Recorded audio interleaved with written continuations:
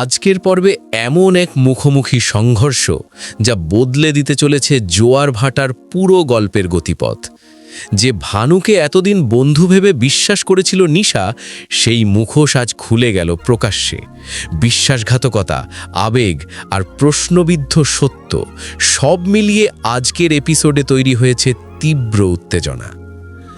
ব্যানার্জি বাড়িতে সেই রহস্যময় ছবিটি পৌঁছানোর পর থেকেই নিশার মনে ধীরে ধীরে জন্ম নিতে থাকে সন্দেহ, আর সেই সন্দেহের কেন্দ্রবিন্দুতে একটাই নাম, ভানু।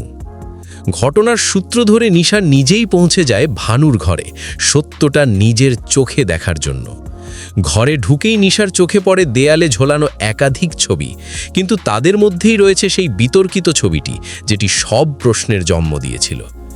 এই একটি মুহূর্তেই সমস্ত সন্দেহ বাস্তব রূপ নেয়। ঘুমন্ত ভানুকে জাগিয়ে নিশা সরাসরি তার বিশ্বাসঘাতকতার অভিযোগ তোলে।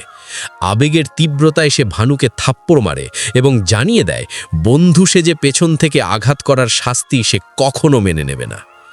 এই আকস্মিক সংঘর্ষে ভানু পুরোপুরি হতভম্ব হয়ে যায়। কোনো ব্যাখ্যা নেই, কোনো প্রতিবাদ নেই, শুধু নিস্তব্ধ দৃষ্টি।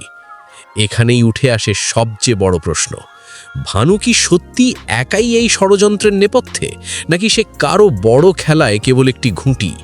এই মুখোমুখি দৃশ্য নিঃসন্দেহে জোয়ার ভাটার গল্পকে আরও গভীর, আরও জটিল করে তুলেছে। আগামী পর্বে অপেক্ষা করছে আরও বড় প্রকাশ। আগামী এপিসোডে কি সত্য সামনে আসবে? ভানু কি মুখ খুলবে, নাকি নতুন কোনো চরিত্র ওলটপালট করে দেবে পুরো গল্প?